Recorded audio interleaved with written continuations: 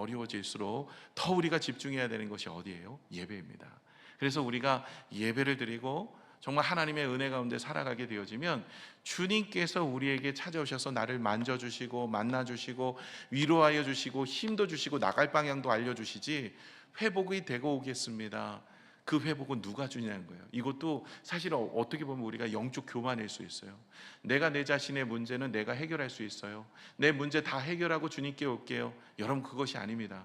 주님이 우리의 문제를 해결할 수 있도록 여러분께서 예배도 드리시고 또 기도도 하시고 말씀도 보시고 주님을 의지하는 믿음의 모습이 되어질 때 하나님께서 우리의 인생에 은혜의 단비를 허락하여 주실 줄로 믿습니다. 자, 여러분, 회복을 하나님이 우리에게 주시는데요, 어떤 인생에게 회복을 주시냐면 회개하는 인생에게 회복을 주세요.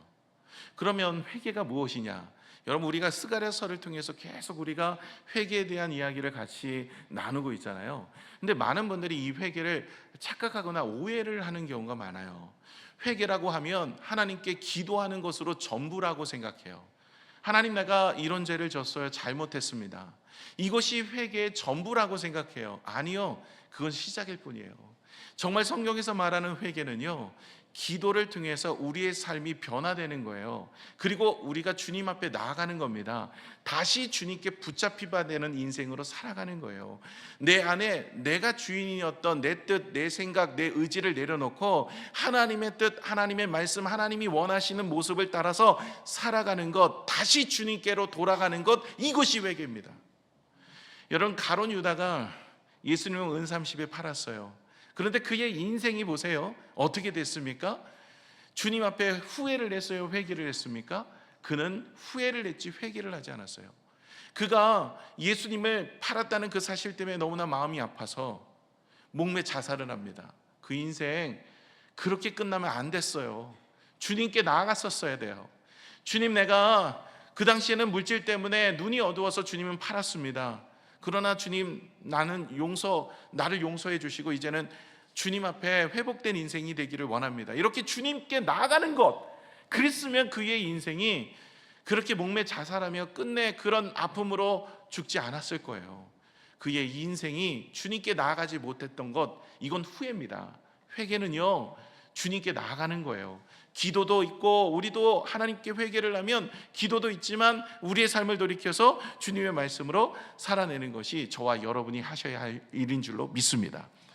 그래서 하나님께 나아가는 모든 인생은 회복을 주세요. 어떤 회복이에요? 영적인 회복이에요. 이제 우리는 죄로 인하여 다 죽은 인생이었는데 그 죽은 인생이었던 우리가 다시 살아나는 인생이 되어지는 거예요. 하나님이 주시는 은혜 가운데서 영생의 축복된 자녀가 되는 거예요. 그래서 하나님의 자녀로서 우리가 살아가게 됩니다. 하나님의 백성이 되어지는 거예요. 그래서 여러분, 하나님의 백성이 되어지면 어떤 은혜가 있어요? 기도하면 응답이 있죠. 여러분, 하나님과 우리가 막힌 담이 있었어요. 이전에는 죄로 인하여서 막혔어요. 하나님이 우리에게 오시려고 해도 이 죄 문제 때문에 함께 하실 수가 없었어요. 그래서 예수 그리스도가 이 모든 죄의 문제를 십자가에 달려 돌아가셔서 해결하셨어요. 그것을 누구든지 믿기만 하면 누구든지 이제는 주님의 지성소로, 하나님을 만나는 자리, 하나님의 은혜의 자리로 나아갈 수가 있어요. 오늘도 주님을 믿는 여러분으로 인하여서 하나님은 여러분을 만나주시고 그리고 은혜 가운데 역사하여 주시는데, 그 길을 누가 여셨어요? 예수님이요. 그 예수님이 우리에게 말씀하시잖아요. 내가 길이요 진리요 생명이라고요. 예수님만이 오직 하나님께 나아가는 길입니다. 오직 우리의 기도와 우리의 삶의 형편과 우리의 모든 문제를 해결해 주실 하나님을 만날 수 있는 모습은요, 우리가 예수 그리스도를 영접하여 나가는 믿음의 모습인 줄로 믿습니다. 그런 모습으로 우리가 서셔야 됩니다. 자, 이런 복음이요, 이스라엘 백성들에게만 있는 것이 아니라 하나님께서는요, 모든 민족에게 하나님의 약속의 말씀, 그리고 하나님의 잃어버린 영혼들, 하나님께서 찾으시는 놀라운 역사를 이루신다고 말씀하고 있습니다. 그 이야기가 오늘 9장에 나오는 이야기예요.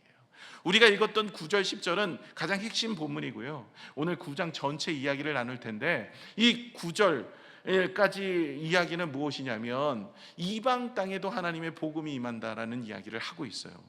이 당시까지만 해도 하나님의 복음은, 예수 그리스도의 은혜는, 하나님의 능력은, 그 십자가의 보혈의 은혜는 바로 이방 사람들이 아닌 이유대인들에게만 해당된다고 생각을 했습니다. 그런데 하나님께서는 스가랴 선지자를 통해서 너희들은 시작을 했지만 그러나 마침은 모든 세상이 하나님의 날을 볼 것이다. 그리고 모든 세상이 구원을 받고 은혜를 얻는 남은 자들, 마지막에 이 남은 자들이 있다라는 것을 오늘 7절에 이야기를 하는 것이 오늘 1절에서부터 이 8절까지 내용입니다. 이방 땅에도 하나님의 복음이 들어가 그들 속에서도 구원받는 자들이 있다는 것을 우리에게 일러주시는 거예요. 왜 이것을 우리에게 일러주실까요? 오늘 설교 마지막까지 들으시면 우리가 알 수가 있을 텐데요. 먼저 1절을 같이 한번 읽어볼까요? 시작. 여호와의 말씀이 하드락 땅 내리며 다메섹에 머물리니 사람들과 이스라엘 모든 지파의 눈이 여호와를 우러러 봄이니라. 아멘. 오늘 성경에 보시면 알지 못하는 지명이 나와요. 하드락 땅, 그리고 다메섹, 뭐 이런 지명이 나옵니다. 근데 오늘 계속 우리가 읽지 않았지만 2절 3절 계속 읽어보시면 이방 땅 지명들이 나와요. 하드락, 다메섹, 하맛, 두로, 시돈, 에글론, 에스그론, 아스돗, 뭐 이런 땅들이 나옵니다. 이런 땅들은 이스라엘 땅이 아니에요. 이것은 이방 땅이에요. 근데 이곳에 하나님의 말씀이 임하여서 이들 중에서도 하나님이 구원할 사람, 남은 자를 택하여 부르실 것이다라고 말씀하고 있는 거예요. 여러분, 우리 구약 성경은 몇 권으로 되어 있죠? 39권. 제가 왜 이렇게 빨리 얘기한지 알아요? 제가 시험 안 받으려고. 여러분, 구약 성경 몇 권이구나 이런 눈빛을 보면 제가 시험 받을 것 같아서 빨리 얘기했습니다. 구약 성경 몇 권이라고요? 39권. 예, 39권입니다. 혹시 이것도 뭐 모르셔갖고 막 이렇게 하시면 제가 시험 받을 것 같아서 먼저 알려드렸어요. 39권입니다.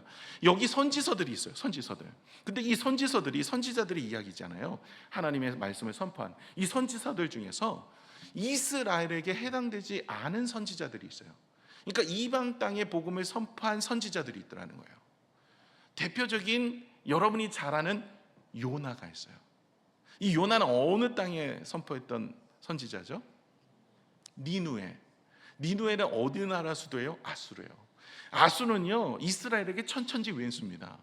아수르가 북이스라엘을 멸망시켰죠. 남쪽도 연이어서 멸망시키려고 했었는데 그 사네림 왕이 멸망시키려고 했는데 히스기야 때거든요. 그때가 하나님 앞에 기도하고 하나님께 간구해서 18만 5천 명의 대국을 하나님께서 멸하십니다. 이런 놀라운 역사가 일어납니다. 이곳이 아수르예요. 그러니까 아수르는 벌써 이방 땅을 멸하고 또 이방 사람들을 괴롭히고 너무 힘들게 했던 사람들, 원수의 나라예요. 원수의 나라의 수도가 어디예요? 니누에요. 이 니누엘의 복음을 선포하라 그러니까 요나가 하기 싫어서 어디로 가죠? 다시스라는 곳으로 가게 되죠.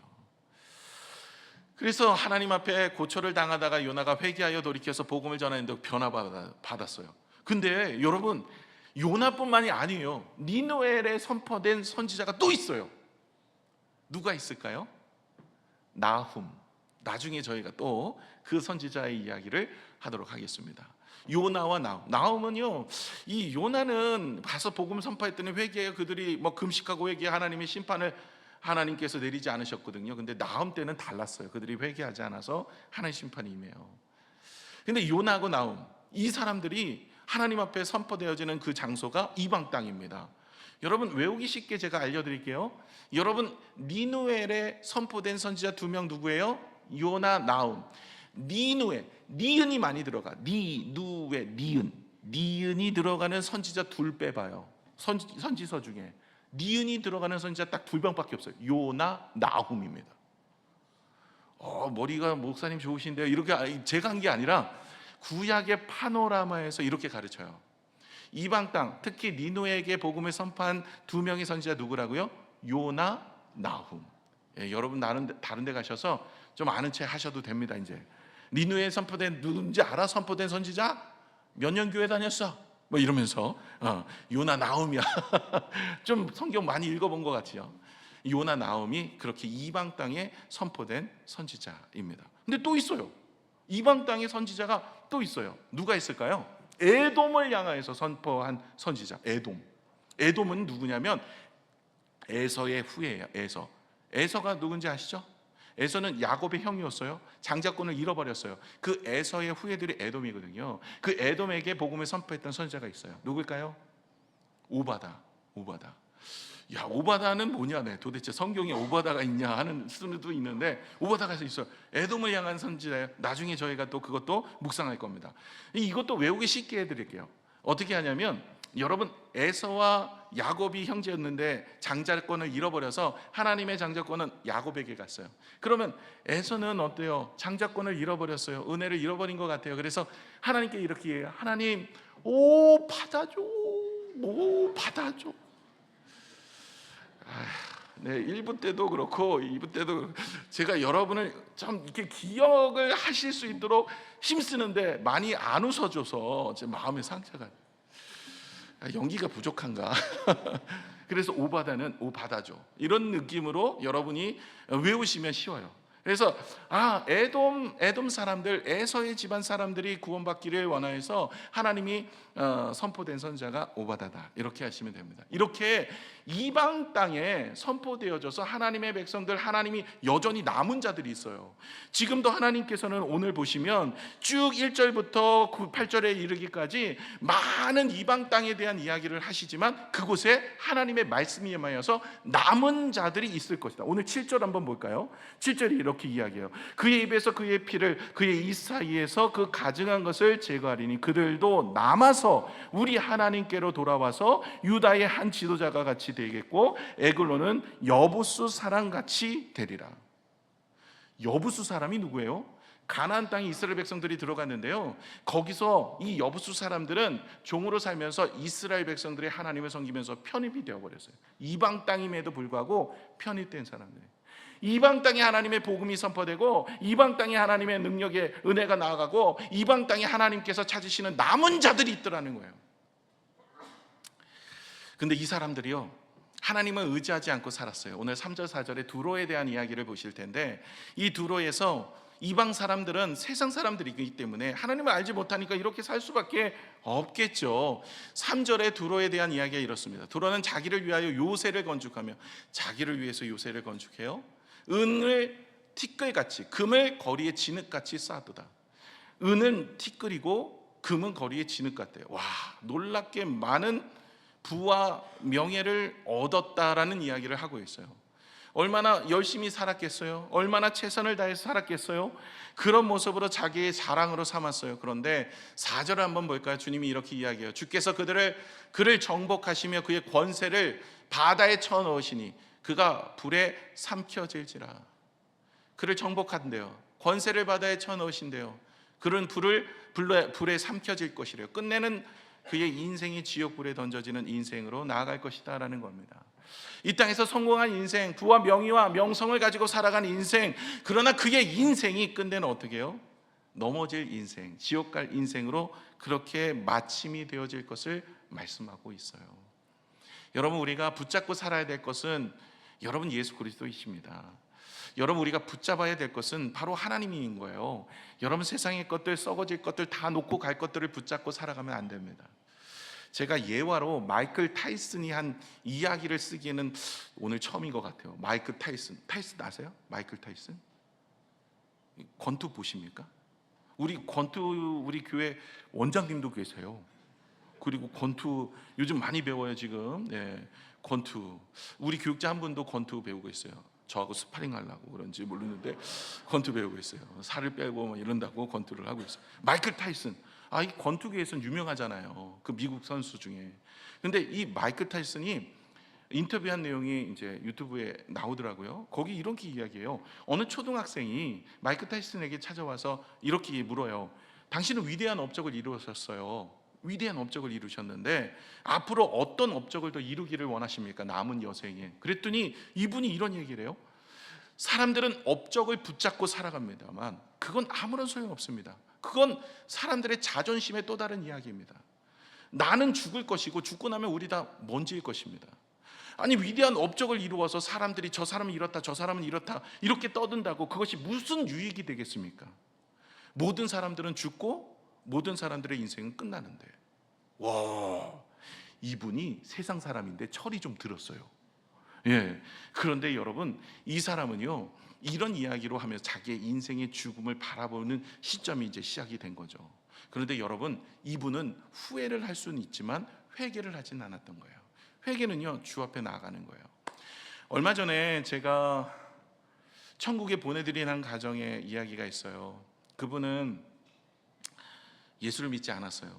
아내 때문에 이제 제가 신방을 가서 같이 예배를 드렸는데요, 교회를 나오지 않겠대요. 그러면서 제가 복음을 전했는데 이분이 마음을 이렇게 여시지를 않는 거예요. 완강한 거예요. 제가 아무리 하나님에 대해서, 말씀에 대해서, 죽음에 대해서 이야기를 하는데 연세가 꽤 많으신데도 불구하고 받아들이려고 하지 않아요. 오히려 자신이 여태까지 살아왔던 배경, 업적, 자신의 능력, 내가 가진 재산, 뭐 이런 것들을 이야기하기 시작해요. 들어드리고 이제 그래도 우리 인생이, 모든 인생이 죽습니다. 그러니 하나님께로 나아가는 인생이 되셔야 됩니다라고 아무리 얘기해도 듣질 않아요. 그러는 어느 날 전화 한 통이 옵니다. 목사님, 큰일 났습니다.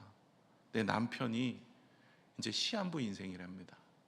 병원에서도 손을 쓸 수가 없답니다. 그래서 목사님을 꼭 만나고 싶습니다. 그래서 이분이 저를 찾아왔어요. 그렇게 신방을 가서 복음을 전하고 말씀을 나눠도 전혀 받아들일 생각이 없었던 분이 이제 죽음이 며칠 남지 않으니 저를 찾아온 거예요. 그리고 나서 펑펑 우시더라고요. 내가 여태껏 붙잡고 살았던 모든 것들은 다 허상이었다는 거죠. 그리고 복음을 전했어요. 예수를 믿고 천국 가셨어요. 여러분, 우리가 죽음이라는 것이 나에게는 찾아오지 않을 것이고 너무나 생각하기 끔찍하기 때문에 외면하고 살지만 10년 후에 이 자리에서 예배 드릴 분이 몇 분 계실까요? 10년 후에 10번의 성탄절이 지난 후에 저와 예배 드릴 분이 몇 분이 계실까요? 저는 교회에 있다 보니까 죽음을 많이 맞이합니다. 우리 성도들을 많이 보내드려요. 그럴 때마다 죽음이 멀리 있지 않더라고요. 올 때는 순서에 따라 오는지 모르겠지만 갈 때는 순서가 없더라고요. 젊은이들도 아이들도 사고로 인하여서 제가 많이 보내드렸어요. 그럴 때마다 이 죽음이라는 것을 우리가 준비하지 않으면 안 되겠다는 거죠. 죽음은요, 내 힘과 능력으로 안 돼요. 돈을 많이 벌어서, 명성을 얻어서 되어질 일이 아닙니다. 여러분, 이 죽음의 문제를 해결하기 위해 누가 오셨어요? 예수 그리스도가 오신 겁니다. 그러므로 저와 여러분이 이제 예수 그리스도로 인하여서 우리는 죽음에서 해방되어지고 영원한 생명, 자유함을 얻게 되는 줄로 믿습니다. 이런 복음을 나만 알고 있으면 안 되겠죠. 우리 주변에도 남은 자들이 있다는 얘기예요. 그들에게 복음을 전하여서 지금도 이방 땅에 하드라, 다메섹, 하마투로, 시돈, 에글론, 아스그롯, 아스돗, 여기 블레셋 지역이거든요. 이런 지역에도 하나님의 말씀이 임하여서 그 말씀으로 인하여 남은 자들이 돌아올 것이다. 오늘 7절에 이야기하고 있는 거예요. 하나님의 말씀이 선포되어 그들이 여부수 족속과 같이 하나님께 돌아와 하나님의 구원의 영광과 은혜를 누리게 될 것이다라고 말씀하고 있는 거예요. 여러분, 구약 성경에 이렇게 이방 사람이지만 돌아와서 하나님의 은혜 가운데 섰던 사람들이 많이 있습니다. 여러분, 여리고성 아세요? 여리고성 누가 무너뜨렸죠? 주님이 무너뜨렸어요. 그 여리고성에서도 살아남은 여인이 있었어요. 자, 퀴즈를 내겠습니다. 여리고성에서 살아남은 이방 사람은 누구인가? 자, 보기를 드립니다. 4가지. 1번 홍합, 2번 백합, 3번 궁합, 4번 라합. 여기도 홍합이라고 하시는 분, 먹고 싶은 거 하지 마시고 라합입니다. 라합이에요. 여리고성에서 살아남은 이방 여인, 기생이에요. 라합이에요. 그 기생 라합이 하나님에 대한 소문을 듣고 내가 이제는 하나님을 따르는 사람이 되어야 되겠다 싶어서 회개를 한 거예요. 이게 회개가 하나님께로, 주님께로 이제 주님을 내가 모시고 살아야 되겠다 이겁니다. 그래서 그 창문에 붉은 조를 내렸던 그 집 안에 있는 모든 사람들은 살았어요. 이방 사람이지만 예수님의 족보의 이름에 들어갑니다. 대단한 여인이요. 5명이 있는데 그 중에 한 명이에요. 여러분, 하나님께서 주시는 은혜로 이방 여인임에도 불구하고 하나님의 은혜 가운데 사는 거예요. 룻도 마찬가지예요. 모압 여인이었잖아요. 하나님께서 은혜를 주셔서 그 여인도 하나님의 백성이 되는 거예요. 여러분, 남은 사람들이 이 우리 주변에도 하나님이 찾은 사람들이 있습니다. 내일부터 시작해서 우리 컴패션 비전 트립 갑니다. 저희가 가는 곳은 태국 메소이라는 곳입니다. 이 메소시라는 이야기를 설명을 들었어요. 이번에 오셨던 목사님이 이 비전 트립 설명하시면서 저희가 가는 곳은 메소시입니다. 이곳에 우리 청라 21세기 교회 성도님들이 100여 명의 아이들을 섬기고 있는 그곳으로 갑니다 라고 이야기하면서 이렇게 이야기하는 거예요. 이곳은 우리 컴패션이 후원하는 모든 나라 중에 가장 가난한 아이들이 살고 있는 나라입니다. 제가 그 얘기를 듣고 너무 감사했어요. 하나님, 저희가 이렇게 어렵고 힘든 아이들을 향하여서 복음을 선포할 수 있도록 은혜 주셔서 감사합니다.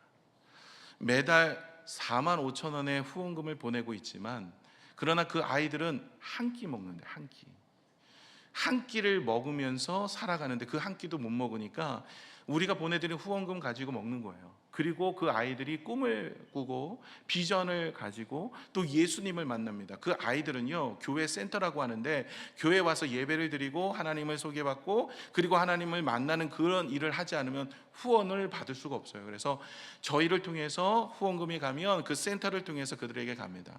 저희가 가는 이 메소시라는 곳은 라오스와 미얀마와 그 태국과 경계선이에요. 그래서 아이들은요, 태국 아이들이 아니에요. 미얀마 아이들이에요. 걔네들은 난민과 같아서요, 이렇게 미얀마에서 살기 힘들어서 태국으로 넘어와서 사는데 뭐 너무나 가난하게 사는 거죠. 그리고 거기에 있는 교사들이나 센터에 있는 분들은 태국 분이시기 때문에 저희가 태국을 섬긴다고 이야기를 하는 거예요. 저는요, 이전에 컴패션에서 하시는 그 비전 트립을 필리핀에 다녀온 적이 있습니다. 그때 필리핀에 다녀왔을 때 정말 은혜가 많이 되었어요. 제가 아시는 목사님은요, 평생 그렇게 울어본 적이 없이 울었어요. 여러분이 잘 아는, 얼마 전에도 저희가 이제 설교전 영상에서 차인표 씨도 이 태국 아프리카의 그 비전 트립, 컴패션이 하는 비전 트립, 거기 가서 인격적으로 주님을 만난 거예요. 되게 잘 준비해요, 그분들.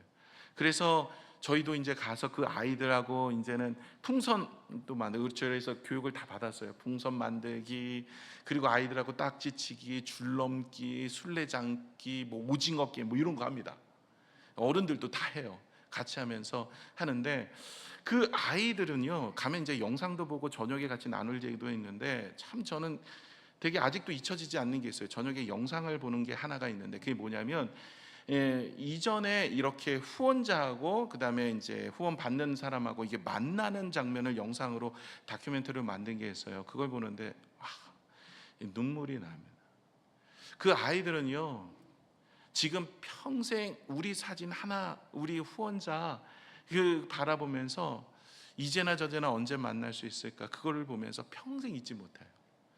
그 아이들을 만나러 가서 그 아이들을 만나서 안고 같이 나누는 그들은 그 아이들의 평생 그들의 모습을 봅니다. 가면 이 컴패션에서 어렸을 때부터 자라나서 작년에 이르기까지, 그리고 어른이 된 사람들도 우리가 미팅을 하고 만나게 되어지는데 정말 많은 감동이 있어요. 정말 하나님이 일하시는구나 생각이 있습니다.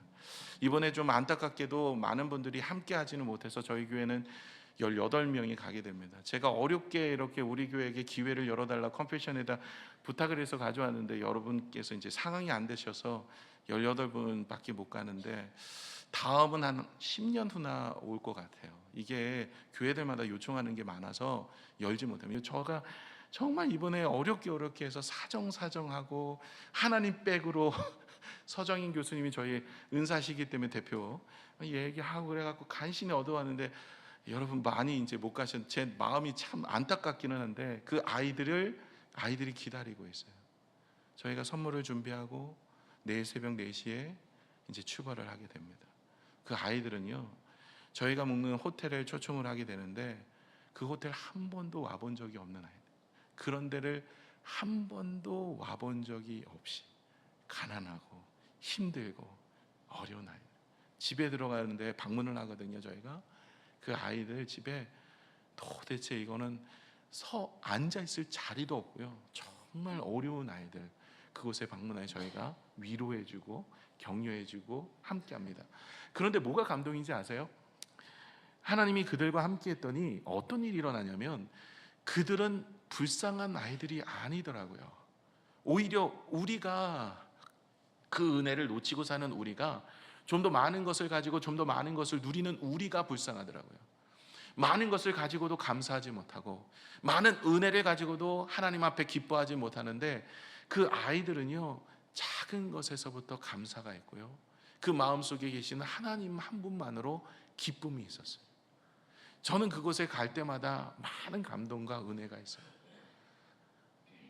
정말 그 아이들은요 우리와 다른 것은 재정이 없을 뿐이지 기쁨은 우리보다 더 넘치는 은혜를 살고 있어요.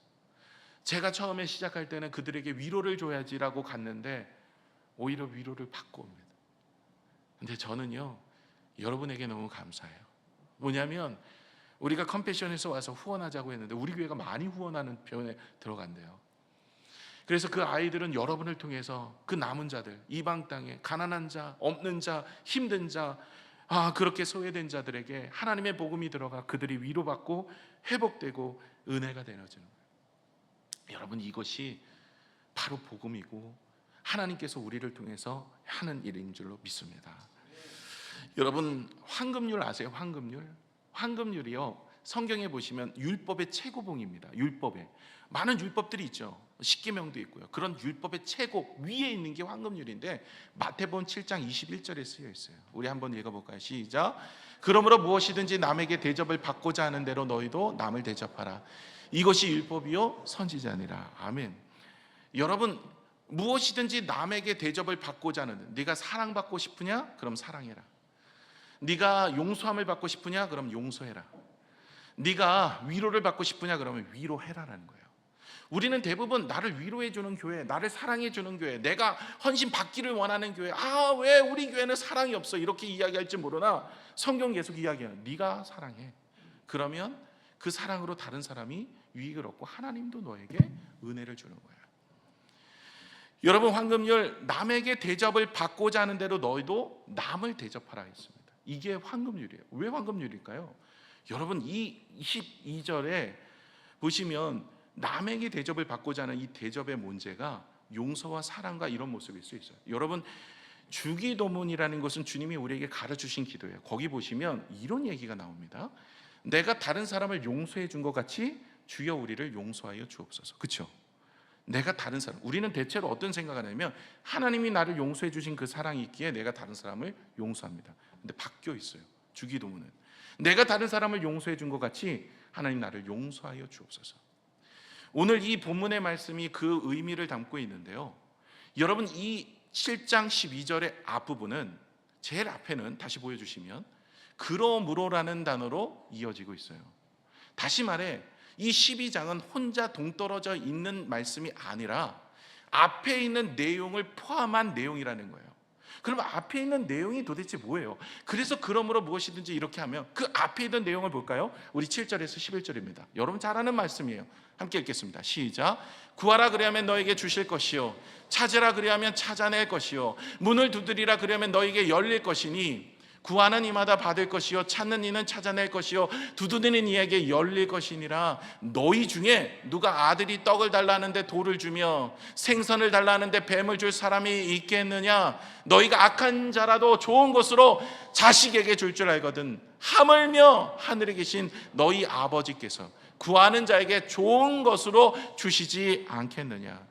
그러므로 라고 들어가는 거예요. 여러분 우리는 이 마태복음 7장 7절의 말씀, 11절의 말씀, 7절부터 11절의 말씀에 대해서 너무나 잘 알아요. 이건 뭐 집에도 붙여 있고 내가 암송도 합니다. 구하는 자, 찾는 자, 문을 두드리는 자, 하나님께서 이렇게 기도하는 자에게 주시겠다. 그렇게 기도의 응답의 모습으로만 생각을 해요. 근데 이거의 결론은 그렇게 결론이 나지 않아요. 이 결론은 네가 기도가 응답이 되고 싶으냐? 그럼 네가 받고 싶은 대로 다른 사람에게 베풀어라. 그럼 내가 채워줄게. 네가 사랑받고 싶어? 그럼 사랑해봐. 그러면 내가 채워줄게. 네가 위로받고 싶으냐? 그럼 다른 사람을 위로해봐. 그러면 채워줄게. 저희 교회 2013년도에 세워졌습니다. 저희 교회가 세워진 지 이제 12년, 13년 됐습니다. 컨테이너 안에서부터 시작해서 세 가정이 함께 나눴습니다. 작은 교회에 있을 때부터 저희는 노동과 기도 수련회로 더 어려운 교회, 저희도 미자리 교회였었지만 더 미자리 교회, 더 힘든 교회 가서 정교인이 휴가를 내서 2박 3일 동안 남자들은 수리를 하고 여자들은 전도를 해주고, 거기에 필요한 것이 앰프고 스피커는 다 달아드리고, 우리 교회도 사실 어려운 상황이었고 빚도 많았고 자립하기가 쉽지 않았습니다. 그렇게 섬겼더니, 그리고 저녁에는 텐트 치고 그 찬바닥에 텐트 치고 저녁에 집회를 하고 하나님이 기쁘게 여기셨는 것 같아요. 저희 교회 그때 막 부흥하고 있었을 텐데, 내가 그럼 너희 것을 채워줄게 하고 이 자리를 허락해 주신 거예요. 제자 훈련을 하면 저희 교회 역사에 대해서 배우실 텐데, 들으실 텐데, 근데 이 땅 계약금이 3억이었어요. 그 당시에 3억. 제가 우리 제자 훈련할 때 성도들한테 그래요. 우리 집사님 3억 빌려주실 수 있어요? 우리 교회 성도도 아니에요. 상관없는 사람이 무상으로 빌려줘서 계약을 했어요. 이 교회 건축 이야기 들으면 정말 여러분 건축되어서 오셨지만 그때 정말 기적은 말할 수 없습니다. 요즘에 돈이 있어도 3억이 뭐 3원도 아니고 그리고 돈이 있는 분들도 그 다 은행에 없어요. 다 투자를 하거나 하지. 그렇게 목돈 갖고 그날 저녁에 이거 계약하지 않으면 다른 교회가 이걸 다 준비하고 있었어요. 두 교회나. 하나님 은혜 주셨어요. 오늘 말씀 뭐예요? 네가 받고자 하느냐 줘라. 베풀면 너에게 은혜가 있을 것이다. 이방 땅에 왜 스가랴서에 이 얘기하고 있어요? 너 지금 많이 힘들고, 이때가 많이 힘들고 어렵거든요. 이 이스라엘 백성들이. 너 힘들고 어렵지. 그래, 맞아. 너 힘들고 어려운 거 맞아. 근데 너 이방 땅 사람들 생각해 봤냐? 그들도 나의 백성들이고 잃어버린 영혼들이 있는데 그들에게 나가서 너가 복음을 전하고 하나님 나라를 확장하며, 네가 영생에 대한 마음도 있고 구원에 대한 마음도 있고 은혜에 대한 마음도 있고 네가 영원한 축복의 은혜를 누리고 싶은 마음도 있지? 그러면 네가 받고 싶은 그 마음을 가지고 다른 데 가서 전해라. 그래서 그 사람들이 살아날 수 있도록, 그 사람들이 위로받을 수 있도록, 그 사람들이 회복될 수 있도록 한다면 내가 너의 집을 채울게. 여러분, 오늘 이 황금률은요, 그 앞에 구절과 연결되어 있는 그러므로라는 단어로 이어진 구절이에요.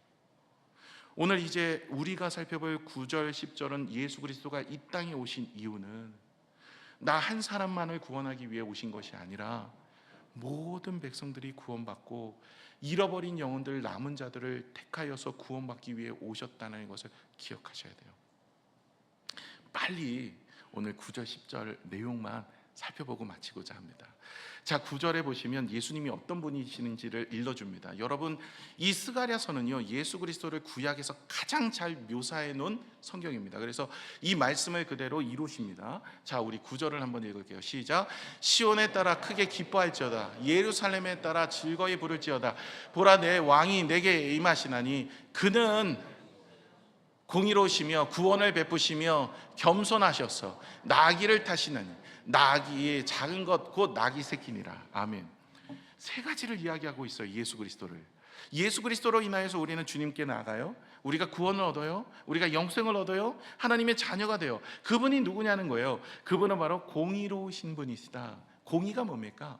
하나님께서 옳고 그름에 대해서 바른 기준을 가지고 판단하셔서 우리에게 구원을 베푸시는 거예요. 여러분, 바른 기준이 뭐예요? 캐논, 그것이 말씀입니다.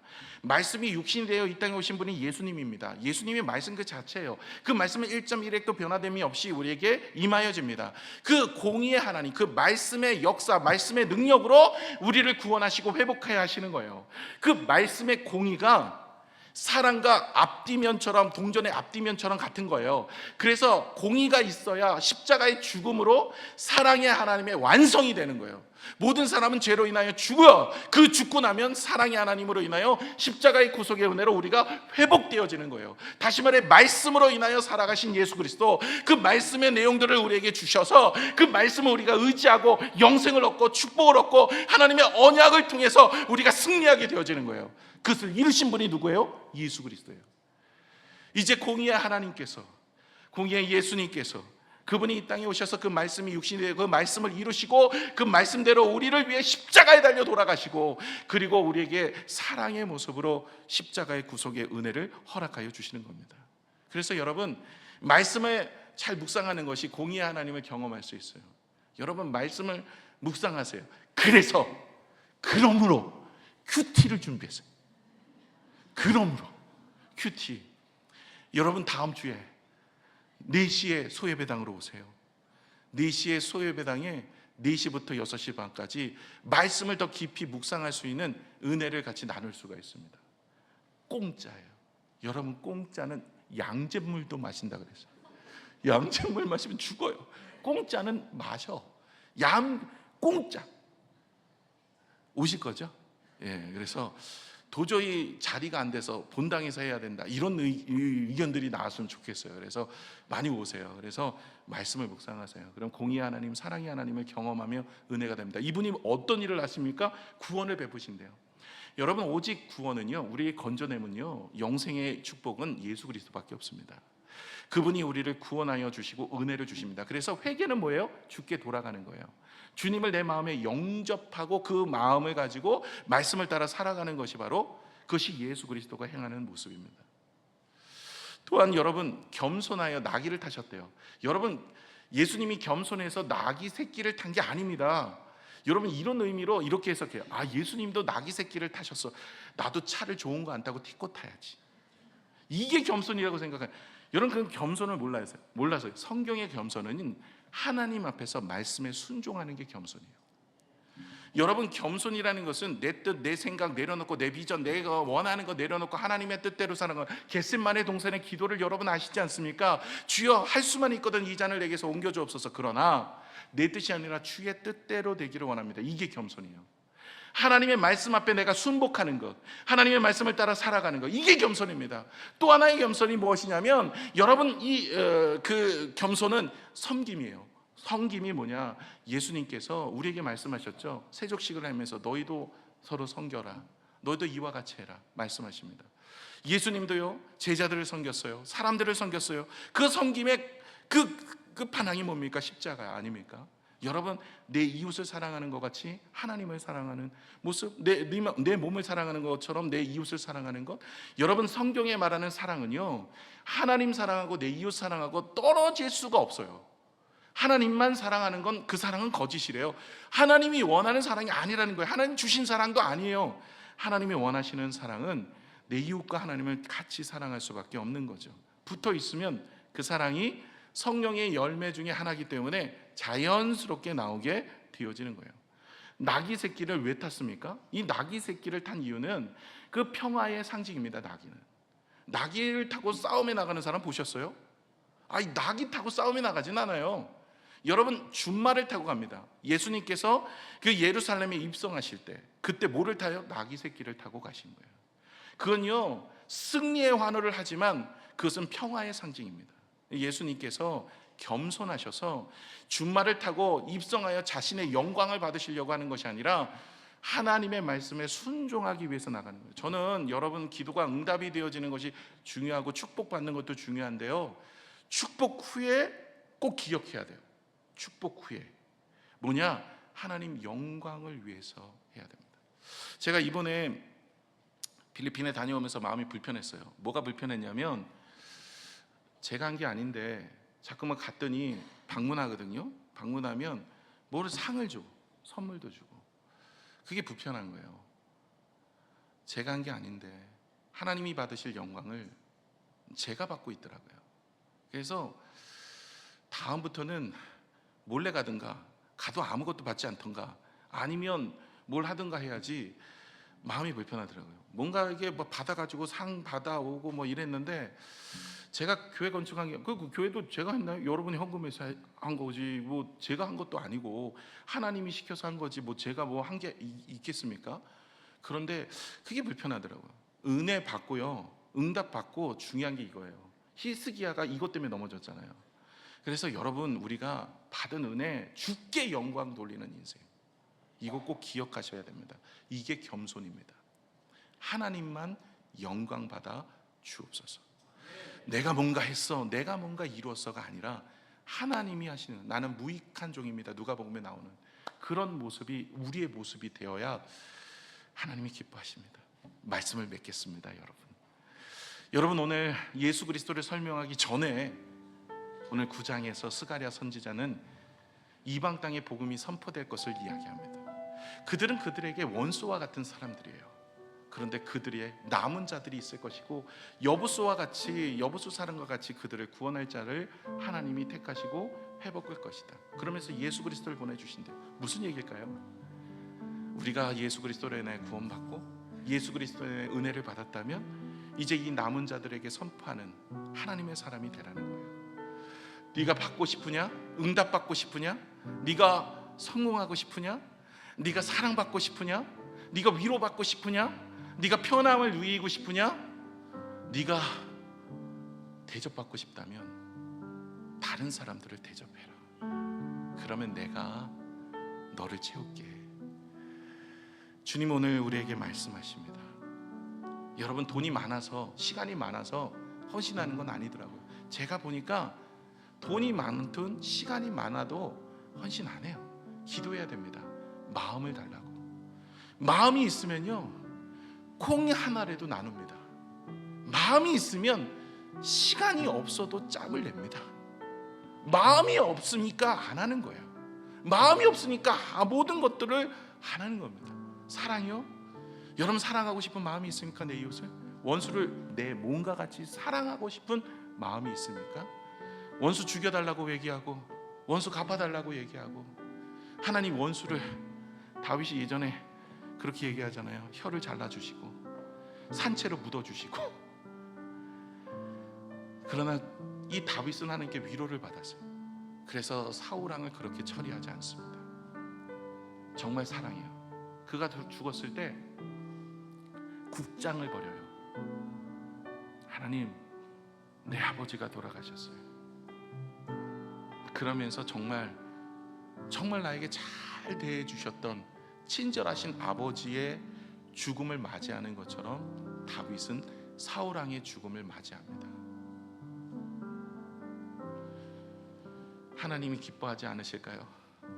여러분, 오늘 믿음의 성도들의 삶도 이런 모습을 기대하고 계세요. 저와 여러분이 그렇게 살아야 되지 않겠습니까?